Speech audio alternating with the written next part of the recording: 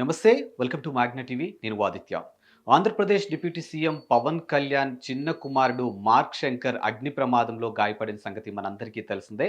ఇప్పుడు ఆయన్ని చూసేందుకు ఆంధ్రప్రదేశ్ డిప్యూటీ సీఎం పవన్ కళ్యాణ్, ఆయనతో పాటు మెగాస్టార్ చిరంజీవి, ఆయన సతీమణి సురేఖ వెళ్ళినట్టు తెలుస్తోంది. సో, దీనికి సంబంధించినటువంటి విజువల్స్ అంటే వాళ్ళు సింగపూర్ వెళ్తున్నటువంటి విజువల్స్ ఏవైతే ఉన్నాయో అవి ఎయిర్‌పోర్ట్‌లో దానికి సంబంధించినటువంటి ఫోటోస్ బయటకు రావడం జరిగింది. So, mark Shankar summer camp కారణంగా తాను చదువుతున్నటువంటి సింగపూర్‌లో స్కూల్ ఏదైతే ఉందో, ఆ స్కూల్‌లో ఒక రకమైనటువంటి ఫైర్ యాక్సిడెంట్ అవ్వడంతో మార్క్ శంకర్ కాళ్ళకి, చేతులకి బలంగా గాయాలవ్వటంతో పాటు ఆ పొగంతా కూడా ఊపిరితిత్తులోకి వెళ్ళటంతో బాబు కాస్త అన్‌కాన్షియస్‌లోకి వెళ్లారన్నట్టుగా వైద్యులు చెప్పడం జరిగింది.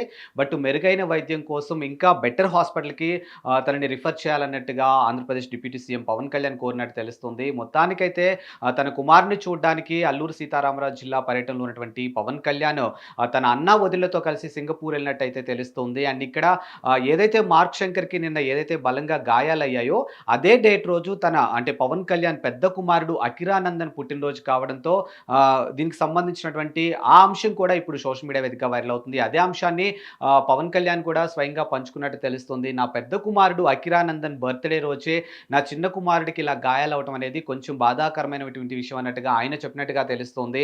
ప్రస్తుతానికైతే బాబు సేఫ్‌గా ఉన్నారంటూ అక్కడ వైద్యులు కూడా వెల్లడించడం జరిగింది.